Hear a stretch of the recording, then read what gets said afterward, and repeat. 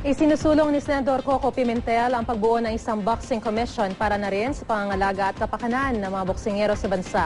Mula sa Pasig City, may ulat on the spot si Micaela Papa. Mika? Maris, nakipagpulong si Senator Coco Pimentel kasama ang ilang boksingero at mga trainer upang malaman kung paano sila matutulungan ng bubuing Philippine Boxing Commission. Kabilang sa mga nakapanayam ng senador sa konsultasyon ang mga WBC World Champion na sina Renan Tronco, Vergel Nebran, Joe Macsian at Sylvester Lopez. Ayon kay Pimentel, nakikita niyang lalaki pa ang boxing sa bansa dahil kay Manny Pacquiao. Kaya naman mahalagang magkaroon ng dedicated government agency na tututok sa kapakanan ng mga boksingero, lalo na ang mga nagsisimula pa lamang. Ilan sa mga tutugunan ng Boxing Commission ang mas murang pa-medical exam at pagbabantay sa mga manager upang matiyak na hindi nadadaya ang mga boksingero sa bayad sa kanila.